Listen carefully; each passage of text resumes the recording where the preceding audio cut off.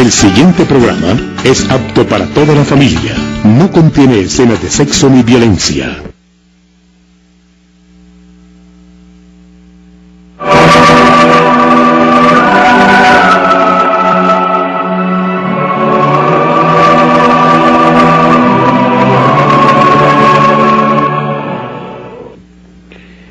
Muy bien, mis queridos teleamigos.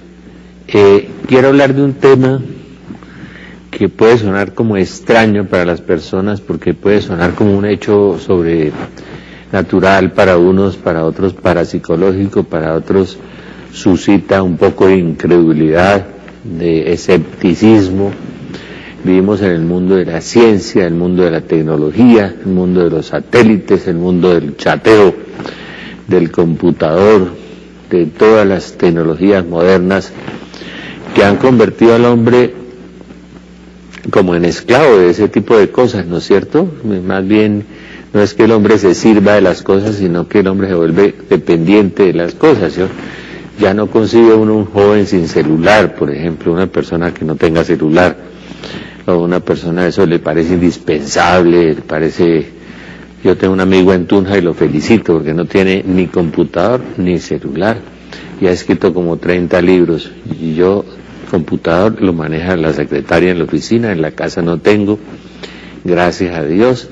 El celular generalmente lo apago cuando estoy hablando con las personas, o sea que el celular casi todo el día vive apagado, porque me parece una vulgaridad, una grosería estar hablando y que suene ese aparato y usted descuelgue y deje a la otra persona con la palabra en la boca. Eso me enseñaron en Carreño que eso era muy mala educación. Entonces se mantiene casi siempre apagado, a pesar de las protestas de mi familia, de mis amigos, de todos, porque me parece una vulgaridad, me parece una grosería además. A veces lo uso para hacer alguna llamada. Entonces la gente se vuelve adicta y se vuelve dependiente. Y cuando uno habla de los temas sobrenaturales, o de los temas de cosas que vienen de Dios y que suceden, entonces a la gente le parece que eso son cosas de la mente, que son cosas de la psicología, o de la parapsicología, porque se inventaron una palabra que se llama parapsicología, para iglesias, paramilitares, o sea, por encima de. Y eso no es parapsicología. Por ejemplo, los milagros, las curaciones, las profecías, eso no son fenómenos. En estos días en la televisión está invadida del 2012, de las profecías de los egipcios, de Nostradamus, de los incas, de los aztecas, de los chichimecas, de los toltecas, y uno dice, ¿de dónde sacarían tantas cosas? Y entonces los de la física cuántica empiezan a analizar si es posible que el hombre conozca el futuro, o si el futuro está inmerso en el inconsciente del hombre, pero ¿cómo? Si no ha sucedido, ¿cómo va a estar metido allá? Y puede cambiar además. Solamente hay una explicación sobre el futuro que va contra la teoría de Hawkins. Yo felicito y me encanta el Papa Benedicto, que con esa suavidad pero esa profundidad de filósofo y teólogo cogió y explicó la ciencia, la fe y la razón en unos discursos de Inglaterra formidable, seguramente refutando al físico Hawkins, el que dijo que no existía Dios y que el universo se ha creado por sí solo. Los 2 millones de variedades de insectos se crearon solos, las 30.000 variedades de orquídeas se crearon solas, las leyes físicas de la universidad se crearon solas. Se necesita demasiada estupidez. Perdóname, yo ya no le creo la ciencia a ese señor para decir unas tonterías, pero bueno, si uno lee Conociendo a Dios de Collins, el del genoma humano, se va a dar cuenta que con humildad, a través del genoma humano, descubrió que Dios existía, y la creación, y la evolución, y las cosas, y que Dios estaba inmerso en la evolución, y trabajaba allí. Pues bien, fenómenos sobrenaturales, y fenómenos sobrenaturales en medio de circunstancias naturales y de circunstancias científicas, porque es que como el hombre empieza a tratar de explicar todo con la razón. El Papa explicó la importancia de la razón, pero que había cosas que estaban por encima de la razón. Por supuesto, yo no soy capaz de entender 30.000 variedades de orquídeas ni 2 millones de clases de insectos si no hay una mano poderosa, infinita y sabia detrás de todo ese tipo de cosas. Tenía que ser un estúpido para creer que eso solo se fue evolucionando, pues, y se fue correlacionando y se fue dando. Eso es para tontos, ¿no? Sí, pero la gente quiere creer para no creer, ¿no? O quiere no creer para no aceptar la existencia de Dios, y no aceptar la existencia de Dios para poder relajarse y vivir a su manera, ¿no es cierto?, para justificarse. Entonces inventaron una palabreja muy simpática, se llama la parapsicología.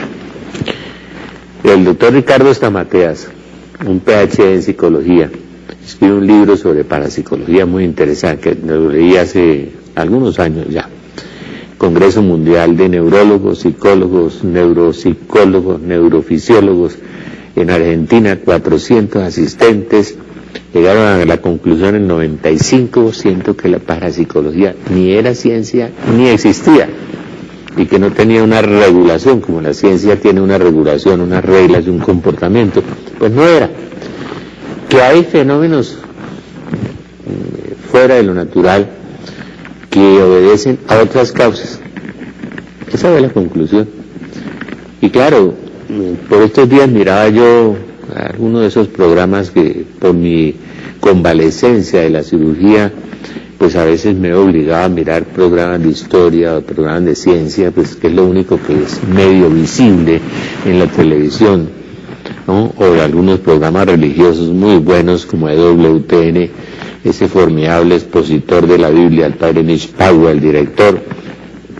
Y a ver ese tipo de programas, porque pues no todo el tiempo uno puede estar sentado leyendo, escribiendo, se cansa, y después de una cirugía tan difícil se cansa más, necesita descansar, como abandonarse un poco la mente. Y veía yo cosas sobrenaturales, casas donde suceden fenómenos raros de objetos que se levantan por el aire, las luces que se apagan, los objetos que vuelan, las puertas que se cierran, los ruidos extraños, los fenómenos raros, las cosas que se desprenden, los fríos que le pegan a la gente, los calores, bueno, todas esas cosas. Y me acordaba de un sacerdote maravilloso que todos quisimos mucho, carismático, y es que voy a hablar hoy de los carismáticos también. Los carismas que están tan dados en el Concilio Vaticano II y en el Catecismo de la Iglesia Católica. Oigan pues los carismáticos, no, ningún sacerdote, ningún obispo, la Iglesia habla en el Catecismo, en el Concilio Vaticano, y la Biblia habla muy clarito de los carismas, o sea, esos dones sobrenaturales, esos harismas, esos regalos de lo alto que Dios coloca en una persona. San Francisco Javier resucitaba muertos, pues sí. Santa Teresa de Jesús tenía visiones y tenía locuciones y éxtasis y raptos, que son carismas. Ana Catalina de Emery, que nos deja 10 volúmenes de revelaciones, eso es hermoso. Además, harisma, regalo de alto, y curiosamente en la Iglesia Católica es donde más se produce eso. Pero hay otros fenómenos que se confunden con esos carismas que no vienen de lo alto, sino que vienen de abajo más bien. Y otros como el intermedio, ya vamos a hablar de eso.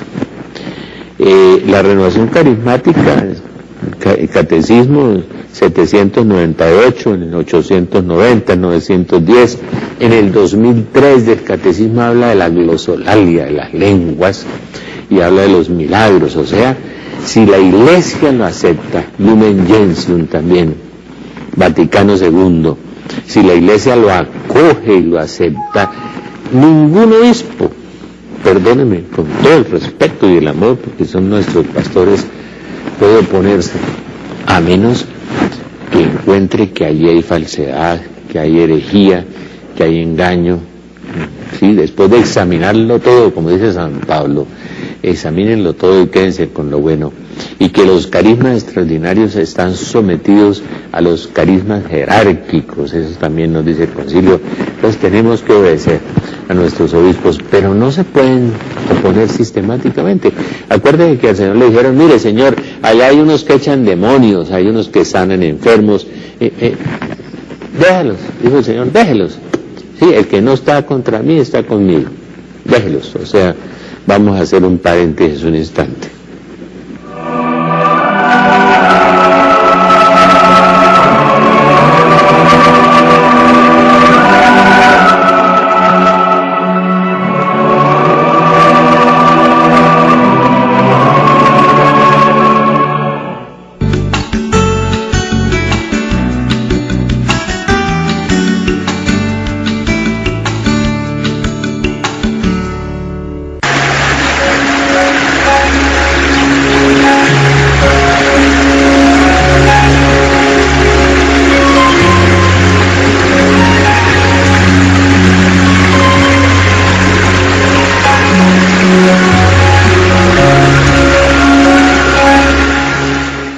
centro y culmen de nuestra vida cristiana es la Eucaristía. Por eso podemos participar en ella todos los días aquí en Teleamiga.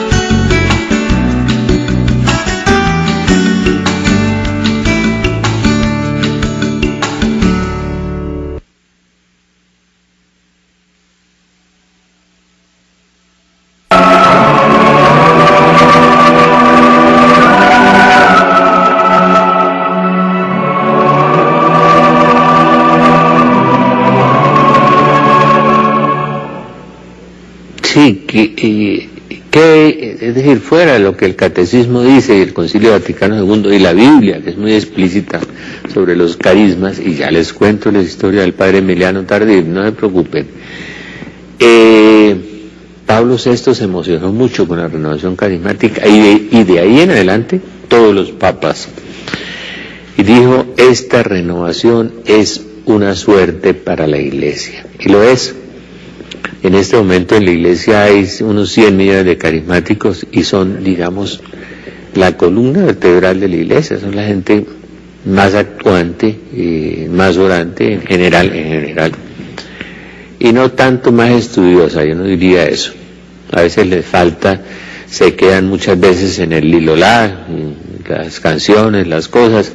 Sí, yo he visto muchos cambios, dejan el cigarrillo, dejan el trago, dejan la fornicación, el adulterio, muchas cosas muy buenas que debíamos estimar y apreciar y valorar, como dicen ahora la palabra valorar, que puso de moda, darle valor, muy importante, pero lo más importante es la conversión, no es que usted ore en lenguas, ni que sean enfermos, no, es la conversión, que también a veces hay necesidad de profundizarla, porque muchas veces nos quedamos en lo trivial, en lo superficial, o en los dones del Señor, y no en el Señor de los dones, como dice Santa Teresa, y en eso tienen toda la razón todos los obispos y los sacerdotes.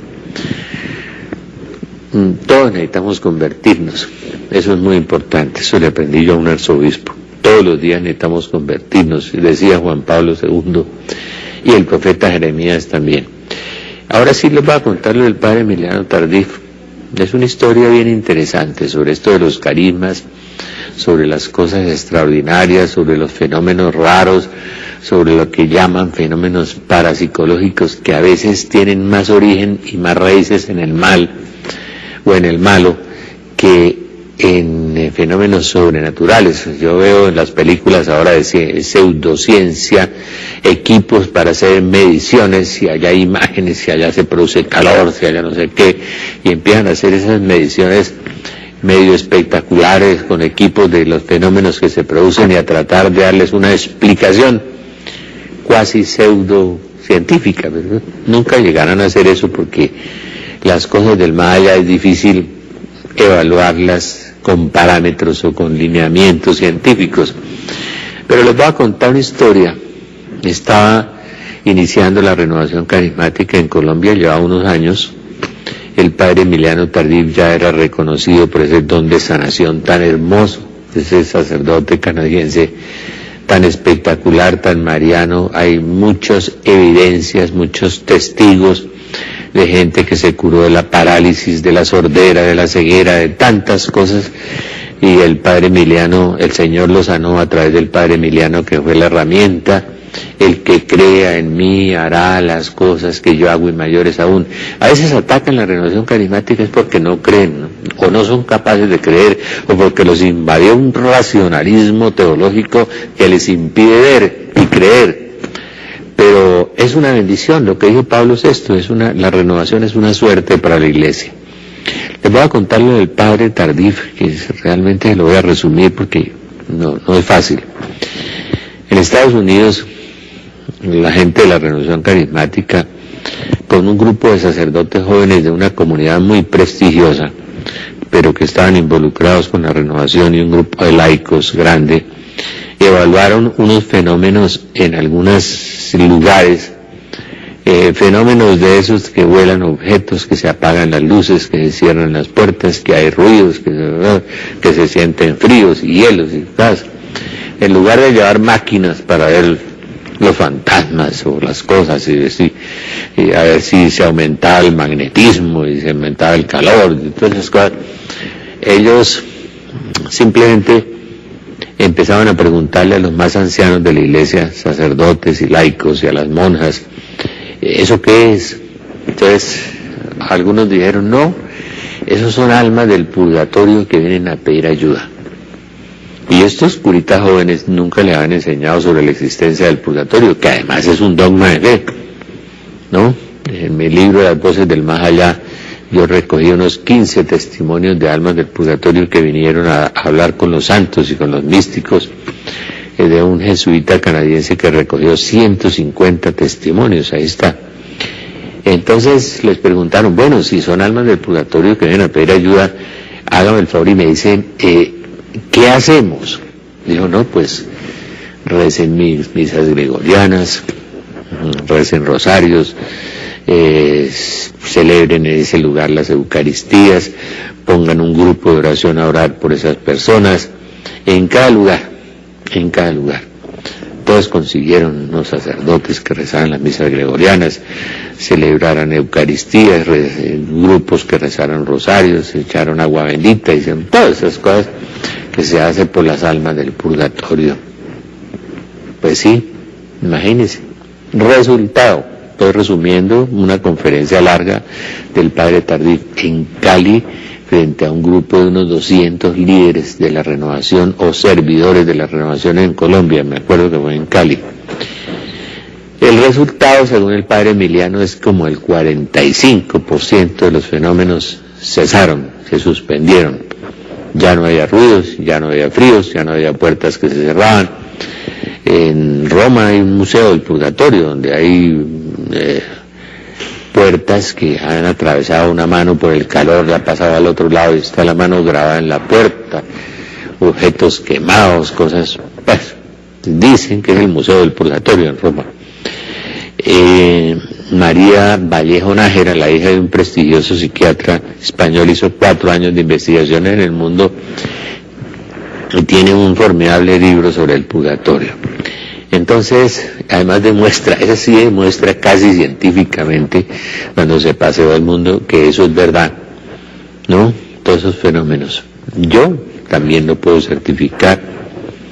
Yo he visto 4 veces en unos sueños al estilo de los que dice Santa Teresa, esos que quedan fijos en el alma, que no se olvidan, todas esas características del discernimiento de Santa Teresa, de un ejecutivo empresario de Bucaramanga, como de 15 años de muerto, de un sacerdote jesuita como de 5 años de muerto, de un mendigo que llevaba 15 días de muerto, que tuvo menos purgatorio, y de una parientica mía muy querida como de 1 año y medio de muerta. El Señor pidiendo ayuda por ellos y ellos pidiendo ayuda también a través de algunos sueños. Entonces el padre Emiliano le queda un resto de cosas para investigar, como el 55%, y bueno, ¿y por qué no se suspendieron los fenómenos en el 55% de los casos? Fueron donde los ancianos, las monjas, los laicos, los sacerdotes, los viejitos sacerdotes y laicos. ¿Qué pasó? ¿Por qué siguen esos fenómenos allá? Dijo, no, esos fenómenos son de otro origen, son de origen diabólico. Es decir, que allí se cometió un gran delito, un gran crimen, una gran cosa espantosa. Y entonces, ¿qué hay que hacer para que desaparezcan esos fenómenos? Pues rezar exorcismos, echar agua bendita y rezar exorcismos. Estos curas jóvenes que no habían creído ni en el diablo, ni en el purgatorio, no, porque esa es la moda ahora, no creer. Los teólogos dicen las herejías tan frescamente y las enseñan en los seminarios, en las facultades de teología. Parece ser que corresponden a San Pedro, que en una carta que dice que habrá falsos doctores que difamarán el camino de la verdad. Entonces, este grupo de personas, laicos y todas esas cosas, se fueron, echaron agua bendita, rezaron los exorcismos, hicieron oraciones, rezaron rosarios, hicieron todas las cosas, pero para que se fueran esas cosas, y con el tiempo, después de algunos necesitaron muchos exorcismos, muchas oraciones, y con el tiempo se suspendieron también esos fenómenos. O sea, causa, efecto, o sea, el resultado fue el causa y efecto. Si respondieron a la oración y pasó, entonces, ¿qué quería decir? Entonces, cuando aparecen todos estos pseudocientíficos parapsicólogos con aparatos y mediciones y todo eso son tonterías, y los metafísicos y los una mano de locos que aparecen ahí haciendo investigaciones, el fenómeno cesó. O sea que la medición científica fue exacta, fue perfecta, porque fue una medición más espiritual y cesaron los fenómenos. Un carisma, el carisma del exorcista, que generalmente lo tiene el sacerdote, pero que a veces algunos laicos aparecen con esos dones carisma, y solamente en los bautizados cristianos, católicos y evangélicos se ven esos dones maravillosos y esas cosas extraordinarias. Entonces en esos lugares pasaron. Qué triste cosa, qué doloroso, que ahora que suceden esas cosas en muchos lugares y no hay quien colabore, porque la gente se afincó en su racionalismo, ¿no? De que no vaya donde el psiquiatra, donde el psicólogo, es que a usted eso que le está pasando es alucinaciones o son perturbaciones psíquicas o alguna cosa, entonces vaya a ver o tómese un tranquilizante. Cuando la experiencia, decía el padre Emiliano, que la mayoría de estos sacerdotes jóvenes no quisieron firmar el informe de temor a que en su comunidad los cuestionaran o se burlaran de ellos, y que casi todos lo firmaron los laicos. Qué triste, ¿no? Qué triste cosa. Cosas que son bíblicas, que son dogmas de fe, como el purgatorio, como el infierno, como el demonio, que haya quien por un temor reverencial no sea capaz de una verdad verificada, de certificarla, de certificar que eso se verificó y que eso sucedió, ¿no? Pues ciertamente esos carismas existen. Yo me acuerdo mucho que nosotros un día en Musú, en una casa de oración en Bogotá, le dimos albergue a una persona que tenía, me acuerdo, una pequeña moto en el primer piso en la sala, porque arriba en las habitaciones vivían una cantidad de seminaristas, estudiantes carismáticos. No había donde hospedarlo, pero lo hospedaban abajo, en el primer piso, y él oía la voz de una mujer que lloraba, y lloraba, y lloraba. Y nosotros, pues un poco preocupados, porque este hombre se trasnochaba y no dormía bien. Entonces nos pusimos a investigar qué era lo que estaba pasando, porque ahí no dormía, sino unos grupos de oración que eran puros varones. Hoy uno de ellos es el padre Marcos Aldana, que está en Estados Unidos, en los sacerdotes trinitarios. Hay otro de Pamplona que también es sacerdote, creo. Y eran puros grupos carismáticos. Los grupos carismáticos son los que más han generado en los últimos 30 años sacerdotes y vocaciones religiosas.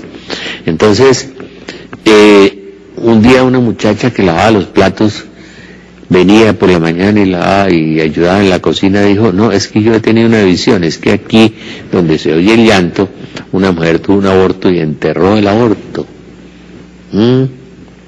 O sea, se cometió un crimen abominable. Y entonces se oía el llanto de esa persona, seguramente estaba purgando o estaba sufriendo o el demonio estaba haciendo algo, no sé. De todas maneras, yo llamé al padre Gerardo Sotelo. El padre Gerardo Sotelo vino y el sábado dijo: bueno, yo no tengo permiso de rezar exorcismos, pero puedo leer el ritual. Y entonces empezó a leer el ritual. Pues es lo mismo, ¿no? Un poco sofisticada la cosa. Y pasaron y cesaron los fenómenos. El que crea en mí hará las cosas que yo hago y mayores aún. Pues eso lo he visto muchas veces. La experiencia de Monseñor Alfonso Uribe lo he contado muchas veces con Teresita Patiño, que tenía un pie raquítico, que caminaba con muletas, que nació con un pie raquítico, que sufría mucho, que El padre Francis Magnot vino por esos días, este dominico carismático que escribió un libro maravilloso que se llama Healing, o sea, sanación, ¿no?, de las experiencias del padre Francis Magnot, este dominico a quien yo conocí en México, que tenía ese don de sanación tan grande. Y Monseñor Alfonso Uribe, como que el padre Magnot lo retó a este obispo, que fue después un santo obispo y un hombre con una fe gigante. Empezó a orar por esta niña Teresita Patiño y el pie empezó a crecer lentamente, y con un grupo de laicos donde estaba la hermana Alicia Echeverri, una monja que era de la enseñanza y que ahora fundó una comunidad, el Ave María, un abrazo para la hermana Alicia, el pie le creció 12 centímetros. El que crea en mí hará las cosas que yo hago y mayores aún. Eso no es parapsicología, esa es palabra de Dios, esa es promesa de Cristo, eso es alter Cristos, es otros Cristos, es prolongar la promesa y las palabras que Cristo nos deja. Yo no sé por qué les cuesta tanto trabajo creer y tanto trabajo entender. Es decir, yo no sé para qué pasaron y leyeron la Biblia y la teología, o fue que la teología les dañó la Biblia y les dañó la fe. No sé, hay escuelas teológicas que dañan la fe. Uno coge la teología marxista, esa de la liberación, y lo corrompe, pues lógicamente lo vuelve un guerrillero, un revolucionario, ¿no?, un asesino, porque es que es eso, ¿sí? Meterle a Carlos Marx a la teología, pues es matar la teología. O meterle el racionalismo kantiano a Kant, y no voy a explicar eso hoy. Yo hice mis 2 exámenes de filosofía sobre Kant. No, pues termina uno no creyendo en nada, ¿no es cierto? Sí, yo siempre he sido como enemigo de insertar teología, filosofía en la teología, ¿no? Me gusta más la escuela de San Buenaventura. La Iglesia tiene suficiente conocimiento y suficientes padres de la Iglesia y suficientes místicos y suficientes santos para iluminar la teología, pero no iluminarla con Averroes, con Avicena, con Aristóteles y sobre todo con Heidegger. Uno termina con Heidegger iluminando la teología y termina en el padre Rahner, que tiene cosas buenas y cosas no buenas, pues, ¿cierto? Porque empieza a pensar Heidegger ahí y no empieza a pensar el Espíritu Santo, no lo dejan, se les atraviesa por ahí. Prefiero la escuela de San Buenaventura, ¿no?, y la escuela de Jerusalén, que la Biblia se explica con la Biblia. Pues las promesas de que harán las cosas que yo hago y mayores aún, y que estas señales acompañarán a los que crean, Marcos 16, 15 y siguientes, los que crean en mi nombre echarán demonios, sanarán enfermos. ¿Por qué los pastores evangélicos echan demonios? Y los echan de verdad, es en serio. Porque creen. Y a veces nosotros no creemos. Y nosotros empezamos a racionalizar las cosas y a reducirla, ¿no? Cuando Dios nos quiere dar esos dones y esas gracias extraordinarias. Claro, nosotros sabemos que las gracias sacramentales son más grandes y que es muchísimo más grande pues, el ministerio de la reconciliación, que un sacerdote Dios le ha dado la capacidad de perdonar los pecados. Ese es un carisma poderoso y grande. Y más grande que eso la Eucaristía, sabemos que eso es verdad. Eso sabemos que es en el orden de las prioridades, eso está primero y es verdad. ¿Sí? Como el carisma de ser papa, pontífice, qué maravilla. Las homilías de Benedicto en Inglaterra, en Escocia, qué maravilla, qué profundidad, qué belleza, qué valor sentarse en Westminster con los evangélicos, con los anglicanos, sí, y ese gesto de reconciliación, porque no se ha hablado mucho de la Inquisición anglicana contra los católicos. Nos mataron 70.000 personas a los católicos allá. Y nos persiguieron de una manera feroz, con una hazaña terrible, ¿no? Este rey adúltero y lascivo, ¿no?, a los católicos, pero y eso no pasó nada. El Papa se sentó allá, los abrazó, les habló. Tuve el coraje de hablar de Santo Tomás Moro y de la fidelidad a la Iglesia. Qué lindo el Papa, fue valiente, profundo, teológico, filosófico, tierno, realmente tenemos un santico ahí, un maestro. Entonces volvamos sobre los carismas. Carisma, sí, el carisma de ser papa, el carisma de ser obispo, sucesores de los apóstoles. San Pablo dice, unos son maestros, otros son evangelistas, ¿no? Pero hay unos dones extraordinarios de que habla el Concilio Vaticano II, habla de la Biblia, habla del Catecismo, que se despertaron y que hoy hay 100 millones. Yo creo que uno de los frutos más grandes, y eso no lo he visto mucho en Colombia, sí se ven algunos rastros en Colombia, pero lo he visto más en Estados Unidos, es la gestación de comunidades donde todo el mundo participa de todas las cosas, que viven como en los hechos de los apóstoles. En Ann Arbor viven más de 40.000 personas y nadie llama suyos a los bienes, todos lo tienen en común, acuden a la enseñanza de los presbíteros y de los obispos, ¿no? Tienen una comunidad, la gente llega y entrega los bienes. Los colombianos no son capaces de eso, porque a nosotros nos tocan el bolsillo y se nos acaba la fe. Entonces, ellos sí, son anglosajones, y ya hay muchos latinos también de Estados Unidos viviendo en esas comunidades, tienen organizados todos los ministerios. El ministerio es el ejercicio de un carisma, ¿no? De uno de esos carismas maravillosos, extraordinarios y formidables, ministerios de profecía, ministerios de sanación, ministerios de liberación. Entonces hacen mucho bien. Y esas comunidades en Estados Unidos como Aleluya, como la comunidad New Covenant, Nueva Alianza, se han ido gestando y se han ido purificando y estudian la Biblia seriamente.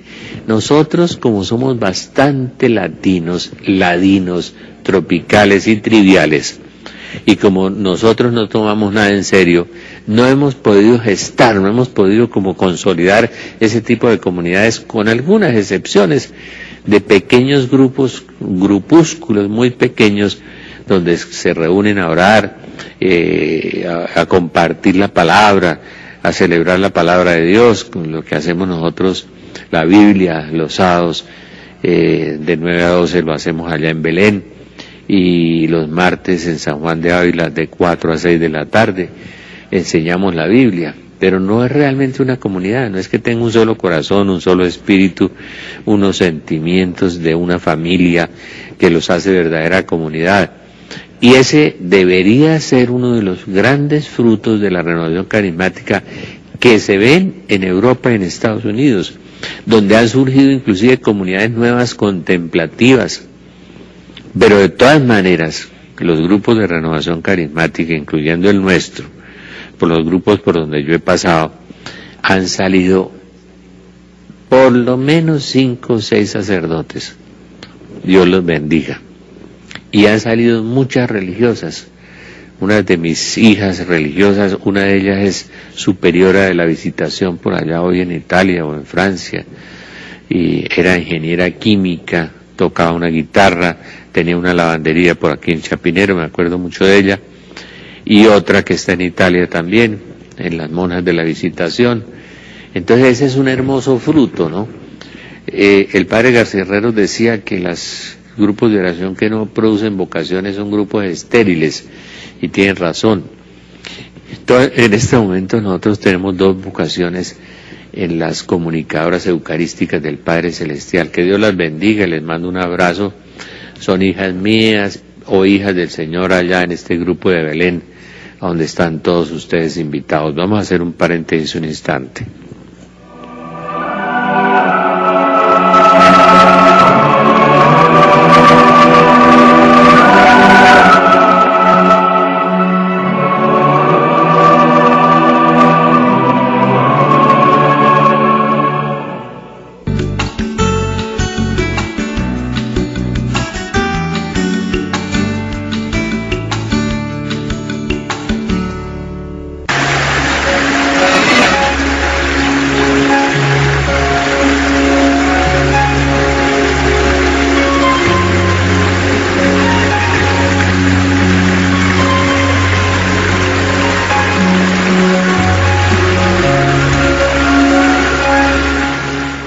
Centro y culmen de nuestra vida cristiana es la Eucaristía. Por eso podemos participar en ella todos los días aquí en Teleamiga.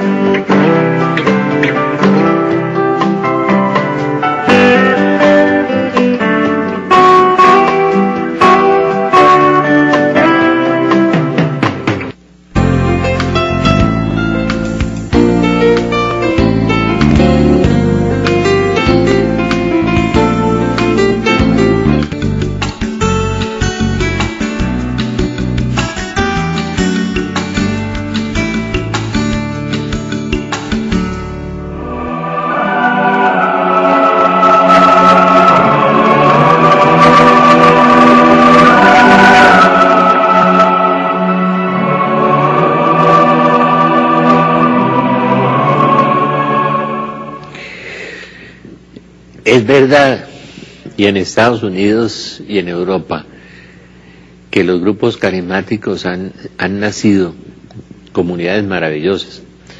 Esa comunidad que se llamaba antes el León de Judá y que ahora se llama las Bienaventuranzas, que fue prohijada por el cardenal Cofí, y que donde está el doctor Philip Madre, que es diácono, teólogo, médico, psiquiatra, y que ha escrito libros de discernimiento formidables, además, sobre discernimiento de espíritus.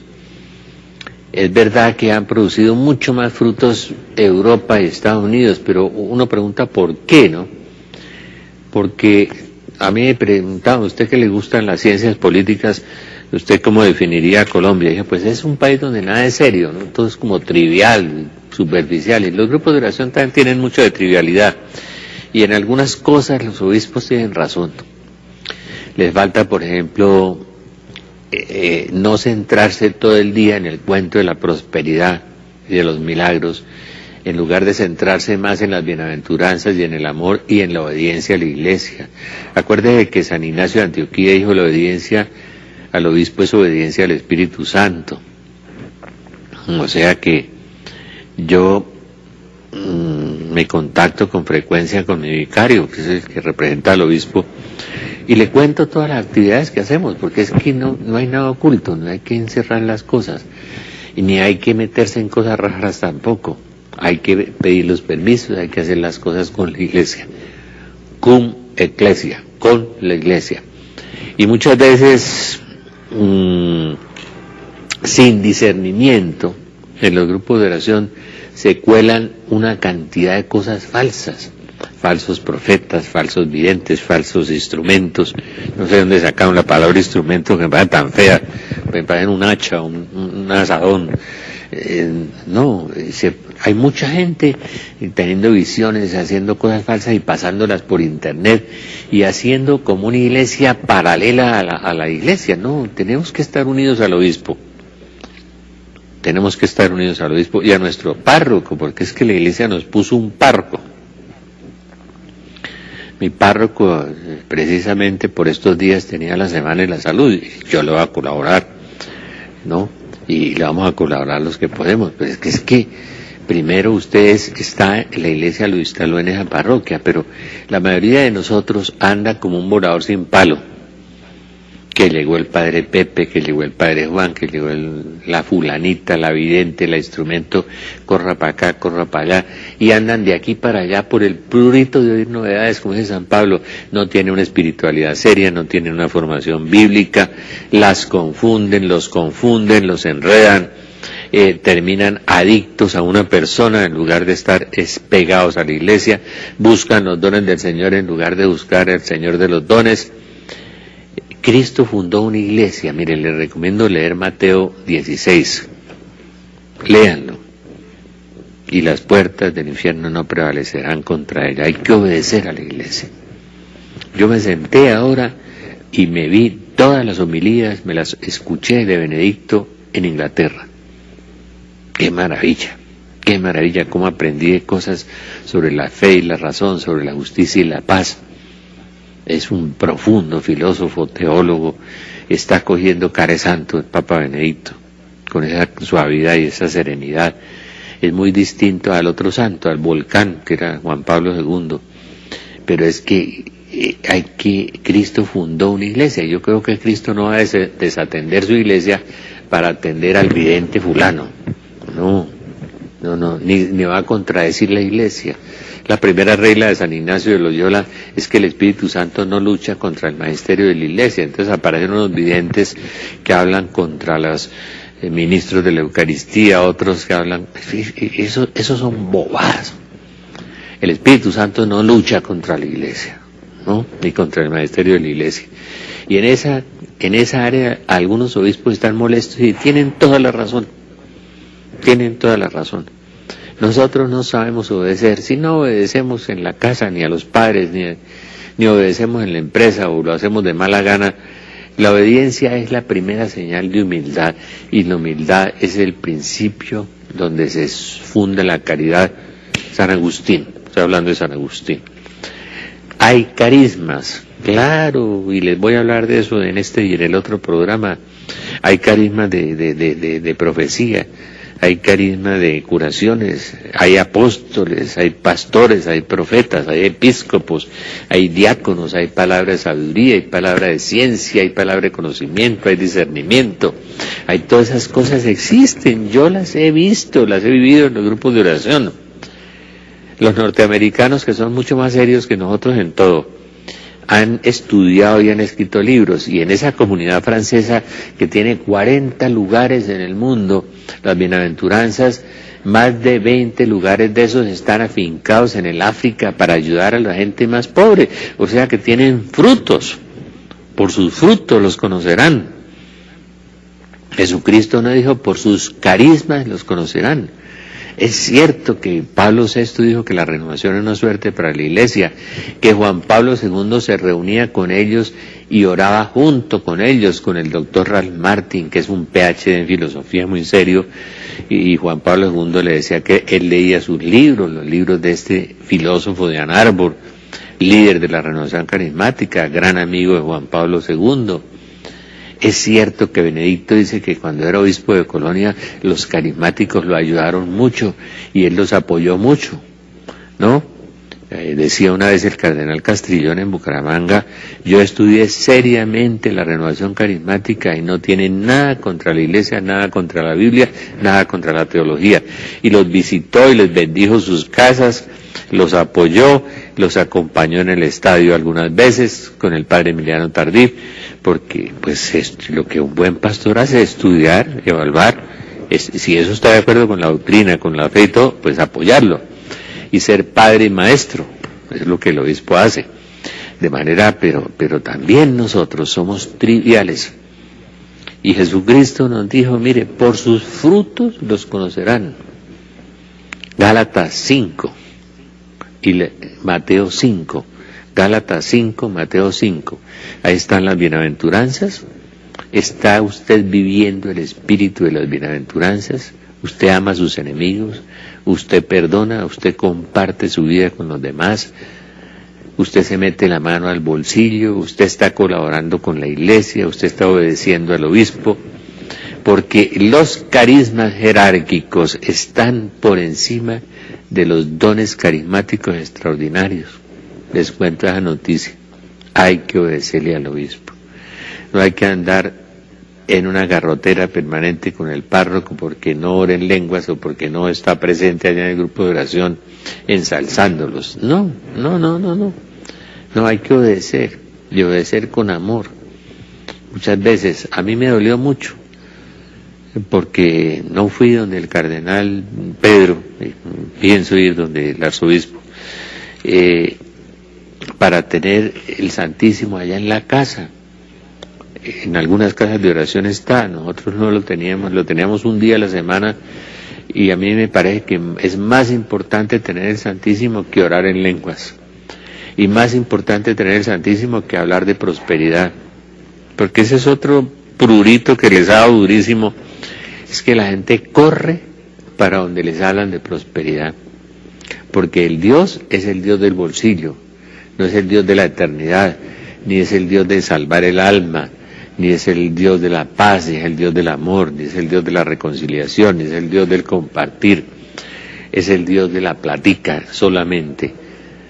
Vamos a hacer un paréntesis un instante.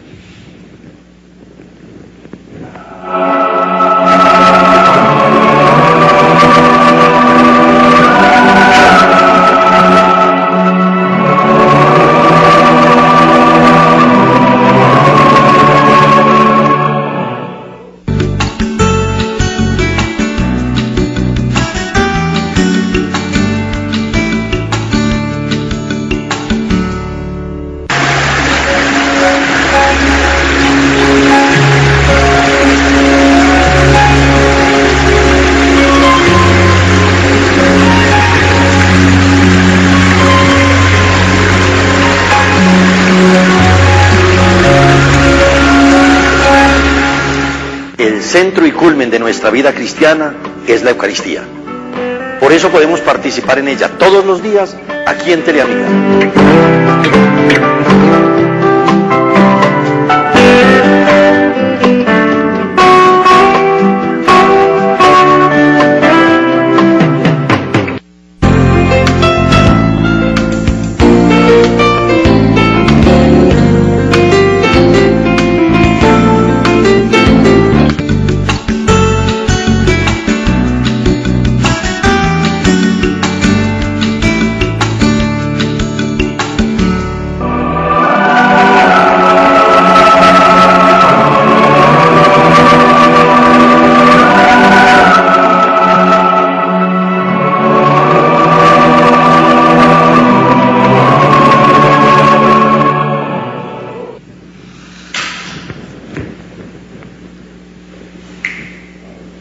Carismas de apostolado, enseñanza y gobierno. Esos carismas de apostolado, enseñanza y gobierno están por encima de los carismas de profecía, de sabiduría, de ciencia, de revelación, de penetración de misterios, de visiones. Yo hice una ficha bíblica sobre carismas bien interesante, como 7 clases diferentes, ¿no? Inclusive en estos días se la hice llegar a mi amiga de la Tercera Orden Franciscana sobre el Espíritu Santo. Pero la renovación carismática sí es una suerte para la Iglesia, pero tuvo un auge inmenso al principio. Yo me acuerdo que con Monseñor Alfonso Uribe, con el padre Darío Betancur, el padre Tardif, el padre Roberto de Grandes, tantos sacerdotes santos y buenos que han pasado.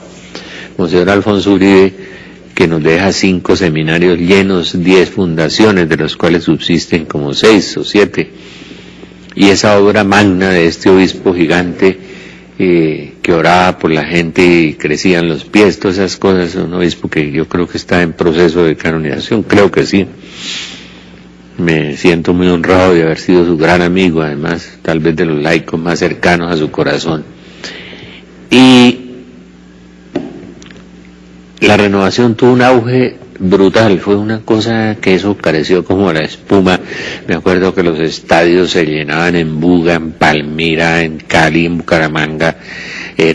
La gente acudía por torrentes de personas a ver, pues claro, la gente tiene necesidad de que se sane, la gente tiene necesidad de paz interior, la gente tiene necesidad de que le quiten esos bichos que se ganó con el eneagrama o el Feng Shui, la metafísica, o con Harry Potter, todos esos demonios de la adivinación o todos esos espíritus pitónicos que se le cuelan a las personas en la lectura del té, del tabaco, del cigarrillo, en toda esa brujería donde la gente se ha metido porque nadie le ha hablado, ni nadie le ha advertido, porque es que no viven el Evangelio, como dice Pablo, porque nadie les habla, porque no lo conocen.